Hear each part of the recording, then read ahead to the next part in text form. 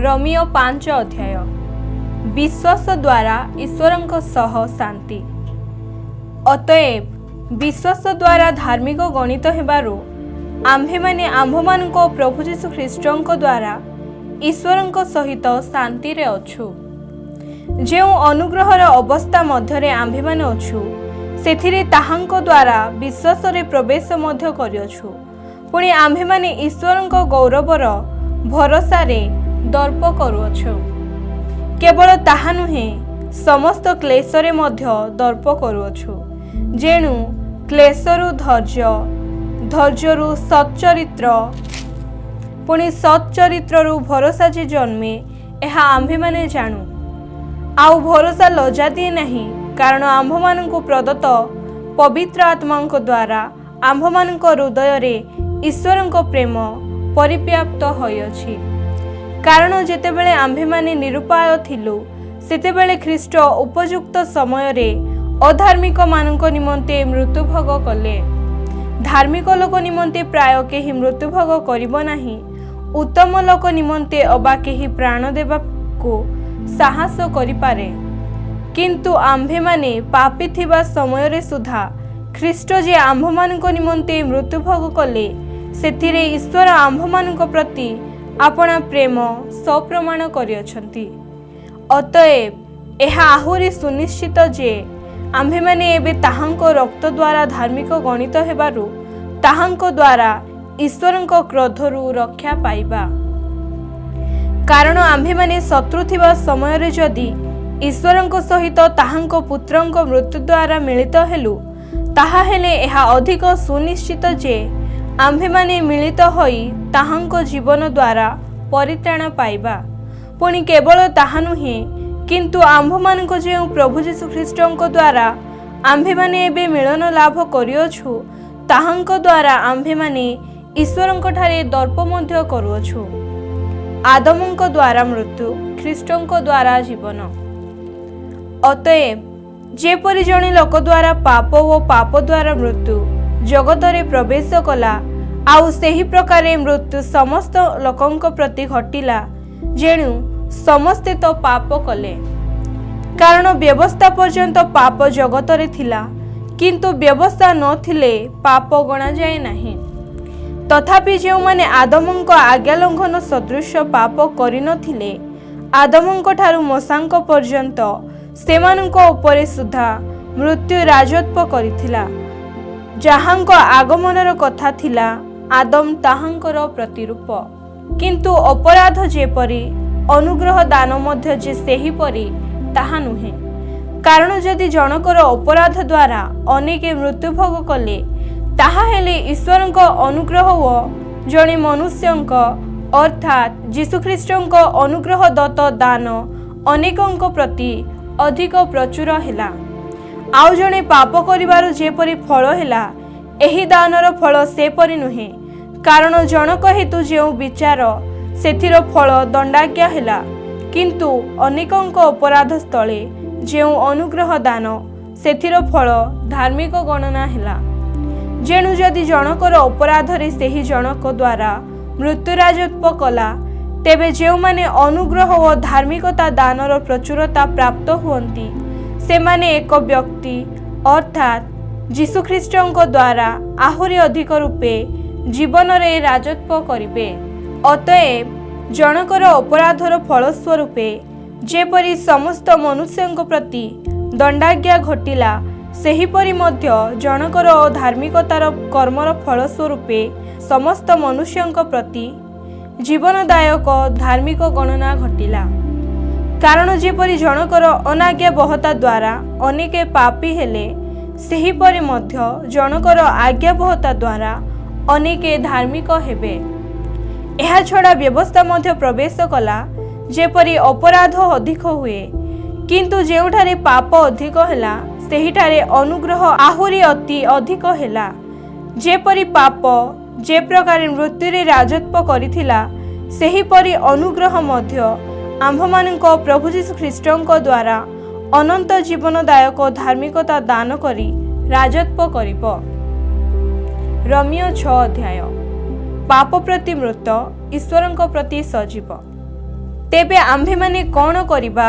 अनुग्रह जेपरि प्रचुर हुए एथिपाई कि पापरे रहिथिबा ताहा केबे हे न हेउ।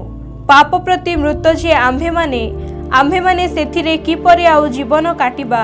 आम्भेमाने जेते लोक ख्रीष्ट जीशुंक ठारे बाप्तिजित होइअछु समस्ते जे ताहांको मरणरे बाप्तिजित होइअछु एहा कि तुम्भेमाने जानो नाही।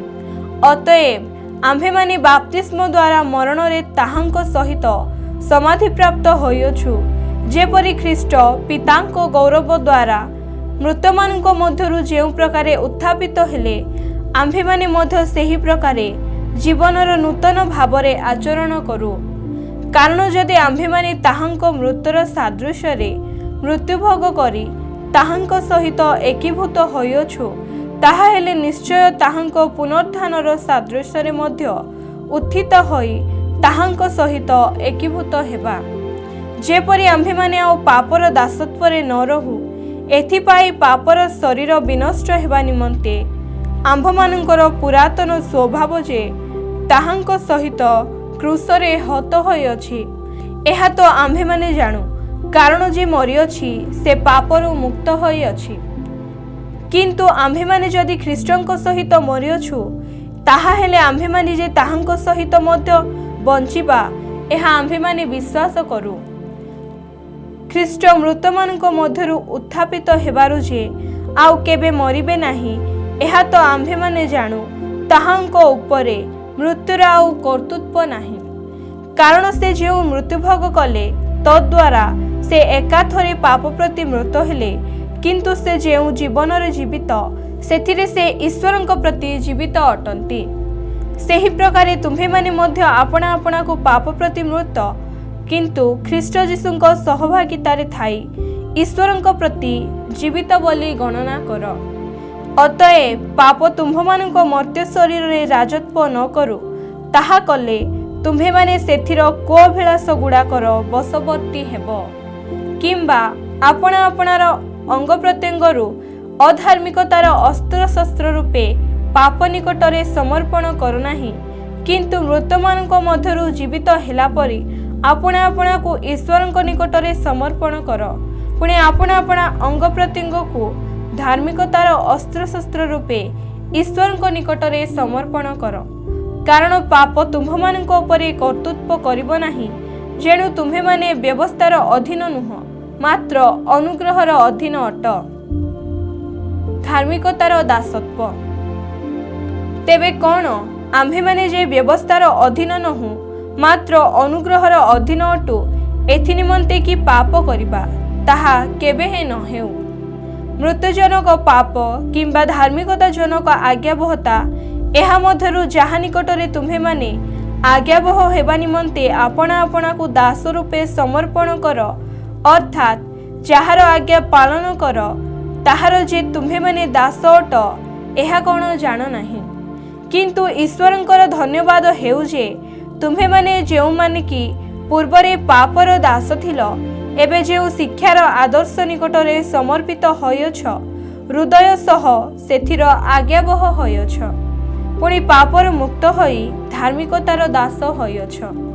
तुम्भमानंक मानवीय दुर्बलता हेतु मु मनुष्य भावरे कहुअछि तुम्भे माने जेपरि अधर्म निमंते आपणा आपणा अंग प्रत्यंग को असुचिता व अधर्म निकटरे दास रूपे समर्पण करिथिल सेहीपरि एबे आपणा आपणा अंग प्रत्यंग को पवित्रता निमंते धार्मिकता निकटरे दास रूपे समर्पण कर।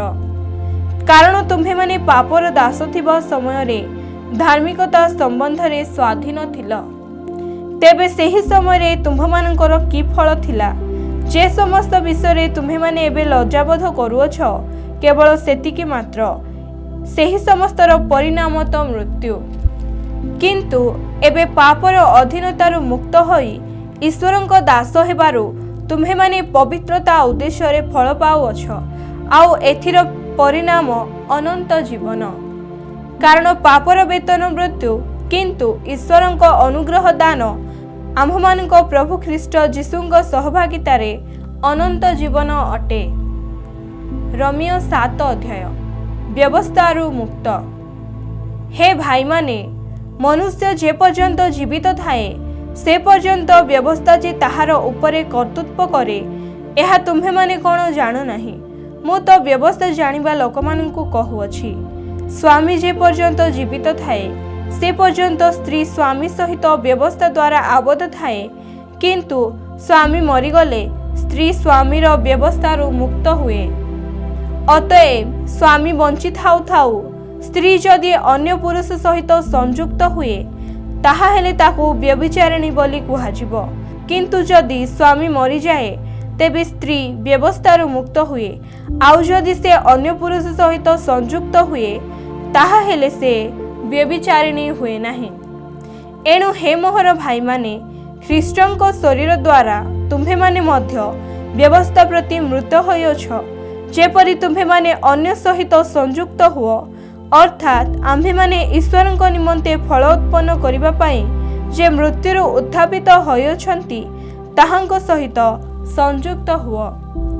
कारण जेतेबेले आम्भे माने शरीरर बसरे थिलु सेतेबेले व्यवस्था द्वारा पापभिलाष गुड़ाक आम्भ मानक अंग प्रत्यंग मध्यरे मृत्यु निमंते फल उत्पन्न करने कार्य साधन करुथिला, किंतु जद्वारा आम्भे माने आबद्ध थिलु सेथिप्रति मृत होई आम्भे माने एबे व्यवस्थारु मुक्त होई अछु। एणु आम्भे माने आक्षरिक पुरातन भावरे दास्य कर्म न करी आत्मार नूतन भावरे दास्य कर्म करुअछु। व्यवस्था ओ पाप। तेबे आम्भे माने कौन कहिबा? व्यवस्था कौन पाप? ताहा केबे हे न हेउ, बरं पाप कौन ताहा व्यवस्था बिना मु जानि न थांती। कारण लोभ करू नाही व्यवस्था एहा कहि न थिले लोभ कौन ताहा मु जानि न थांती। किंतु पाप सुजोग पाई आज्ञा द्वारा मोठारे सबु प्रकार लोभ जन्माइला, कारण व्यवस्था बिना पाप मृत। आउ मु एक समय रे व्यवस्था बिना जीवित थिली, किंतु आज्ञा आसंते पाप जीवित हेला, पुणी मु मृत हेली। सेथिरे जीवनदायक जो आज्ञा ताहा मो पक्षरे मृत्युदायक बोली जणागला। कारण पाप सुजोग पाई आज्ञा द्वारा मते प्रतारणा कला, पुणी ताहा द्वारा मते बद्ध कला। अतएव व्यवस्था पवित्र, पुणी आज्ञा पवित्र, न्यायसंगत व उत्तम। तेबे जाहा उत्तम ताहा कि मो पक्षरे मृत्युदायक हेला ताहा केबे हे न हेउ, किंतु पाप मृत्युदायक हेला। जेपरि जाहा उत्तम ताहा देई मो प्रति मृत्यु साधन करिबा द्वारा पाप पाप बोली प्रकाश पाए, पुणी जेपरि आज्ञा द्वारा पाप अतिशय पापमय हुए। जेणु व्यवस्था जे आत्मिक एहा आम्भे माने जाणु, किंतु मो शारीरिक पापर कृतदास। कारण मु जाहा करे ताहा जाने नाही, जेणु मु जाहा इच्छा करे ताहा करे नाही, बरं जाहा मु घृणा करे ताहा ही करे। किंतु जाहा मु इच्छा करे नाही ताहा जदि करे तेबे व्यवस्था जे उत्तम ताहा मु स्वीकार करे। एणु मु आउ ताहा करू नाही, किंतु मोठारे वास करुथिबा पाप ताहा करूअछि। कारण मोठारे अर्थात मो शरीर रे जे कोनोसी उत्तम विषय वास करि नाही एहा मु जाने, जेणु मु इच्छा करि पारुअछि, किंतु जाहा उत्तम ताहा करिबा निमंते मोहर सामर्थ्य नाही। कारण जे उत्तम कर्म करिबाकु मु इच्छा करे ताहा करे नाही, किंतु जे मंद कर्म करिबाकु मु इच्छा करे ताहा करे। किंतु जाहा मु इच्छा करे नाही ताहा जदि करे तेबे मु निजे ताहा आउ करे नाही, मात्र मोठारे वास करुथिबा पाप ताहा करे। अतएव उत्तम कर्म करिबाकु इच्छुक जे मु मो निकटरे जे मंद उपस्थित एही व्यवस्था मु देखुअछि।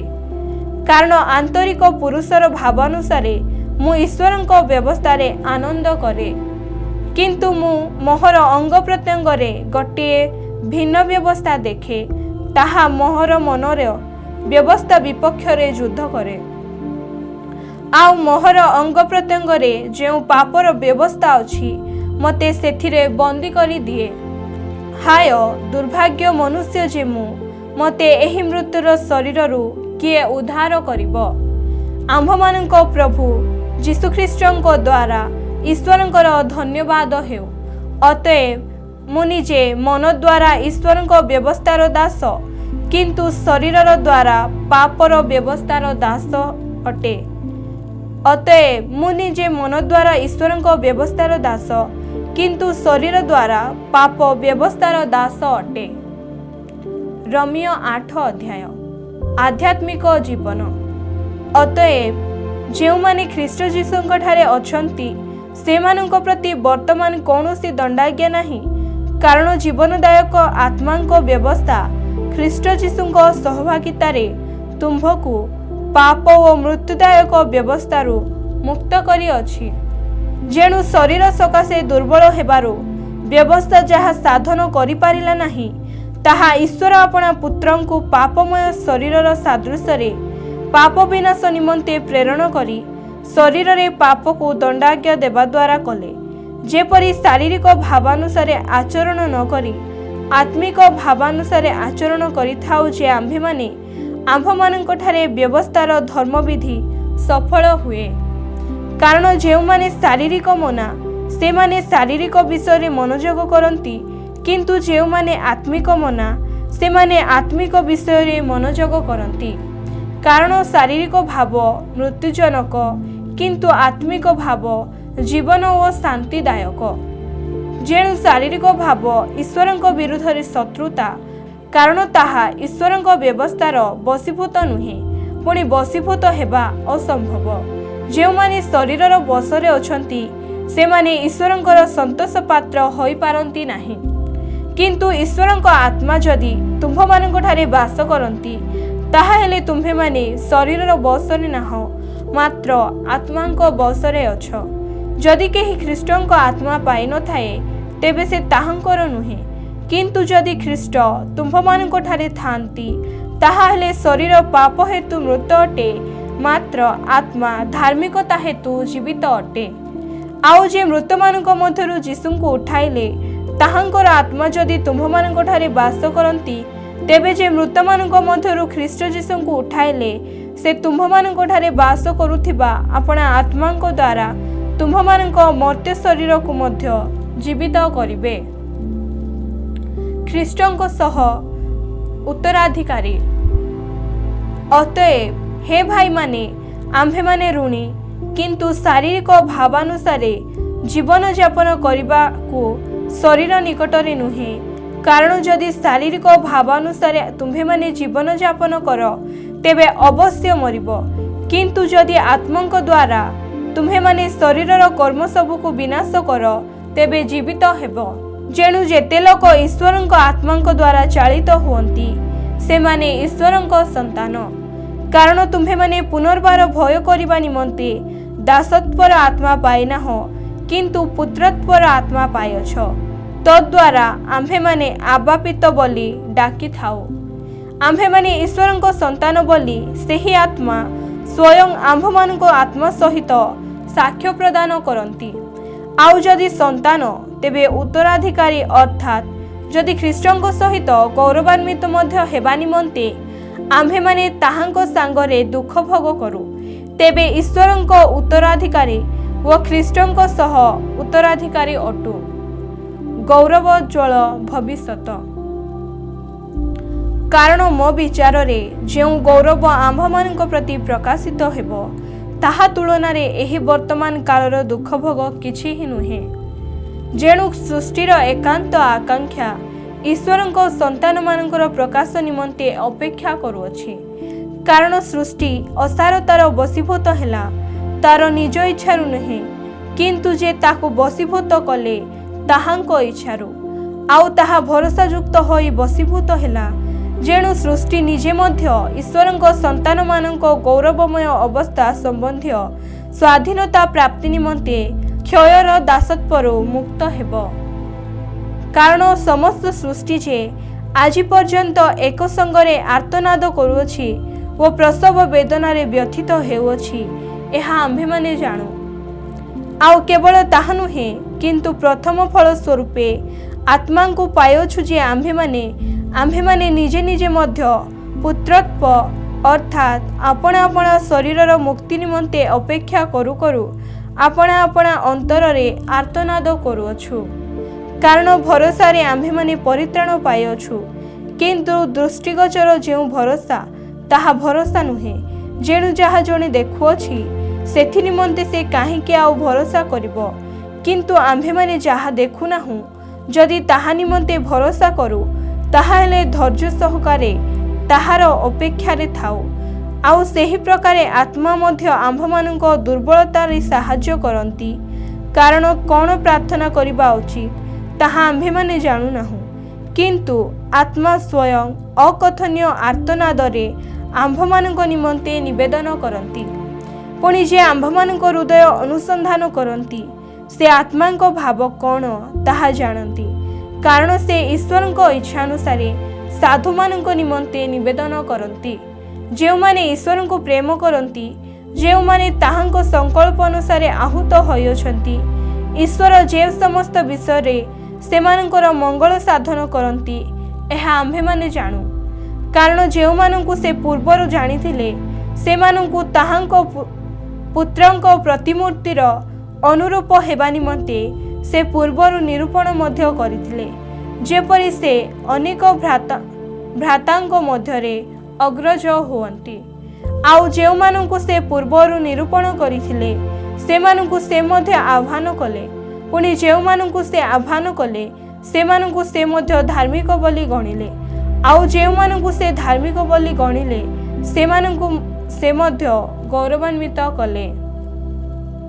ଈଶ୍ୱରଙ୍କ ଚିରନ୍ତନ ପ୍ରେମ। ତେବେ ଏ ସମସ୍ତ ଦୃଷ୍ଟିରେ ଆମ୍ଭେମାନେ କ'ଣ କହିବା?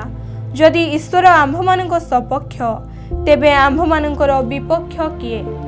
ଯେ ଆପଣା ପୁତ୍ରଙ୍କୁ ସୁଦ୍ଧା ରକ୍ଷା କଲେ ନାହିଁ, ମାତ୍ର ଆମ୍ଭ ସମସ୍ତଙ୍କ ନିମନ୍ତେ ତାହାଙ୍କୁ ସମର୍ପଣ କଲେ, ସେ କିପରି ତାହାଙ୍କ ସହିତ ମଧ୍ୟ ସମସ୍ତ ବିଷୟ ଆମ୍ଭମାନଙ୍କୁ ଅନୁଗ୍ରହରେ ଦାନ ନ କରିବେ? ଈଶ୍ୱରଙ୍କ ମନୋନୀତ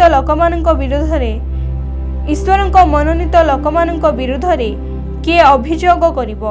ଈଶ୍ୱର ତ ସେମାନଙ୍କୁ ଧାର୍ମିକ ବୋଲି ଗଣନା କରନ୍ତି। କିଏ ଦଣ୍ଡାଜ୍ଞା ଦେବ? ଖ୍ରୀଷ୍ଟ ଯୀଶୁ ତ ମୃତ୍ୟୁଭୋଗ କଲେ, ବରଂ ସେ ଉତ୍ଥାପିତ ହେଲେ। ସେ ଈଶ୍ୱରଙ୍କ ଦକ୍ଷିଣ ପାର୍ଶ୍ୱରେ ଅଛନ୍ତି। ସେ ମଧ୍ୟ ଆମ୍ଭମାନଙ୍କ ନିମନ୍ତେ ନିବେଦନ କରୁଅଛନ୍ତି। ଖ୍ରୀଷ୍ଟଙ୍କ ପ୍ରେମରୁ କିଏ ଆମ୍ଭମାନଙ୍କୁ ବିଚ୍ଛିନ୍ନ କରିବ? କି କ୍ଲେଶ, କି ସଙ୍କଟ, କି ତାଡ଼ନା, କି ଦୁର୍ଭିକ୍ଷ, କି ଉଲଙ୍ଗତା, କି ବିପଦ, କି ଖड्ग? ଯେପରି ଲେଖାଅଛି, ତୁମ୍ଭ ନିମନ୍ତେ ଆମ୍ଭେମାନେ ସମସ୍ତ ଦିନ ନିହତ ହେଉଅଛୁ, ଆମ୍ଭେମାନେ ବଧଯୋଗ୍ୟ ମେଷ ପରି ଗଣିତ ହୋଇଅଛୁ। ତଥାପି ଯେ ଆମ୍ଭମାନଙ୍କୁ ପ୍ରେମ କଲେ, ତାହାଙ୍କ ଦ୍ୱାରା ଆମ୍ଭେମାନେ ଏହି ସମସ୍ତ ବିଷୟରେ ସର୍ବତୋ ଭାବେ ବିଜୟୀ ଅଟୁ। କାରଣ ମୃତ୍ୟୁ କି ଜୀବନ, ଦୂତ କି କର୍ତ୍ତାପଣ, ବର୍ତ୍ତମାନ କି ଭବିଷ୍ୟତ କି ପରାକ୍ରମ, ଉଚ୍ଚସ୍ଥ ବିଷୟ କି ନିଚସ୍ଥ ବିଷୟ, କି ଅନ୍ୟ କୌଣସି ସୃଷ୍ଟ ବସ୍ତୁ ଆମ୍ଭମାନଙ୍କ ପ୍ରଭୁ ଖ୍ରୀଷ୍ଟ ଯୀଶୁଙ୍କ ଦ୍ୱାରା ପ୍ରକାଶିତ ଈଶ୍ୱରଙ୍କ ପ୍ରେମରୁ ଯେ ଆମ୍ଭମାନଙ୍କୁ ବିଚ୍ଛିନ୍ନ କରିପାରିବ ନାହିଁ, ଏହା ମୁଁ ନିଶ୍ଚୟ ଜାଣେ।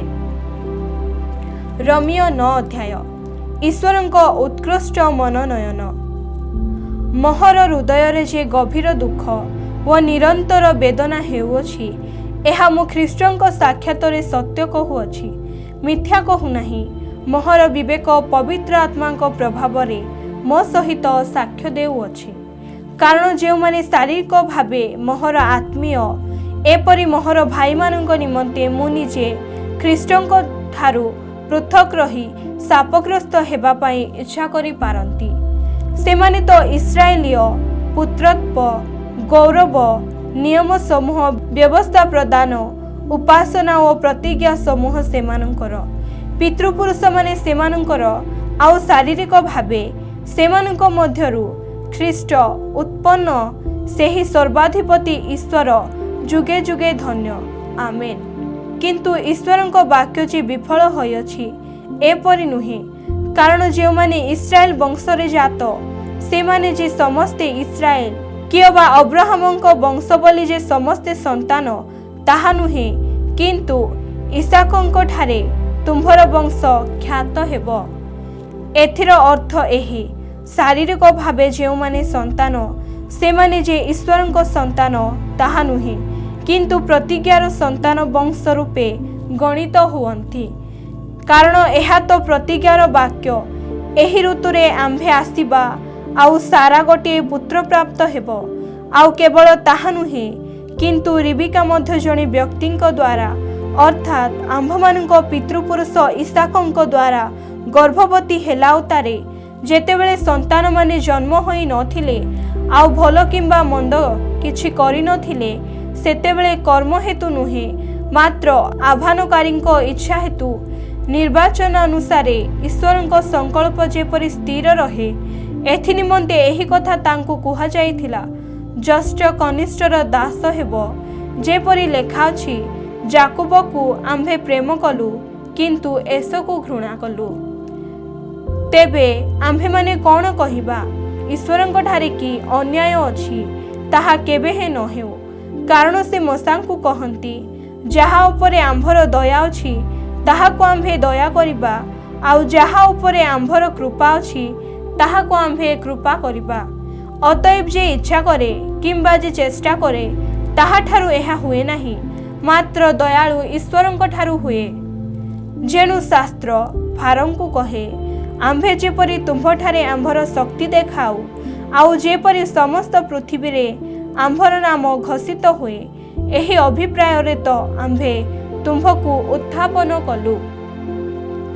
अतएव से जहांकु इच्छा करंती ताहांकु दया करंती पुणी जहाकु इच्छा करंती ताहाकु कठिन करंती। एथिरे तुम्भे मते कहिब तेबे से आउ दस धरंती काहीकि कारण ताहांकर इच्छा किए प्रतिरोध करिपारे किंतु हे मनुष्य तुम्भे किए जे ईश्वरंक प्रतिवाद कर निर्मित वस्तु की निर्मातांकु कहिब मते एपरि गढ़िल काहीकि किंबा गोटे माटी पिंडुलारू गोटे पात्र आदर निमंते व अन्यटी अनादर निमंते गढ़िबा पाई कि माटी उपरे कुंभकारर अधिकार नाही किंतु ईश्वर अपना क्रोध प्रदर्शन करबा निमंते व अपना शक्ति ज्ञात कराइबा निमंते इच्छा कले सुधा जदि विनाशार्थे प्रस्तुत होइथिबा क्रोधर पात्र गुड़ाक प्रति दीर्घ सहिष्णुता सह धैर्य धरि अछंती आउ जदि गौरव निमंते ताहांक द्वारा पूर्वर प्रस्तुत होइथिबा दयार पात्र जे आंभे माने आंभमानंक निकटरे अपना गौरव रूप धन प्रकाश करबा निमंते ताहा करियछंती ताहा हेले तुम्भे माने कोन कहिब। सेथि निमंते तो से केवल जिहुदी मानंक मध्यरु नुहे मात्र विजाति मानंक मध्यरु सुद्धा आंभमानंकु आह्वान करियछंती जेपरि से हसेयंक पुस्तक रे मध्य कहियछंती जेउ माने आंभर लोक नथिले सेमानंकु आंभे आंभर लोक बोली कहिबा आउ जे अप्रिय थिला ताहाकु प्रिय बोली कहिबा। पुणी जेउ स्थान रे तुम्भे माने आंभर लोक नुह बोली सेमानंकु कुहा जाइथिला सेही स्थान रे सेमाने जीवंत ईश्वरंक पुत्रगण बोली ख्यात हेबे। पुणी जिसाय इस्राएल संबंध रे उच्च स्वर रे कहंती इस्राएल रो संतान मानक संख्या समुद्रर बाली परि हेले सुधा केवल अवशिष्टांश परित्राण प्राप्त हेबे। जेणु प्रभु पृथ्वी रे आपना वाक्य साधन करिबे से ताहा संपूर्ण रूपे संक्षिप्त रे करिबे। पुणी जेपरि जिसाय पूर्वे कहियछंती बाहिनी मानक प्रभु जदि आंभ मानक निमंते गोटिए अवशिष्टांश रखि न थान्ते तेबे आंभे माने सदम परि होइथान्तु व गमरा तुल्य करा जाई थान्तु।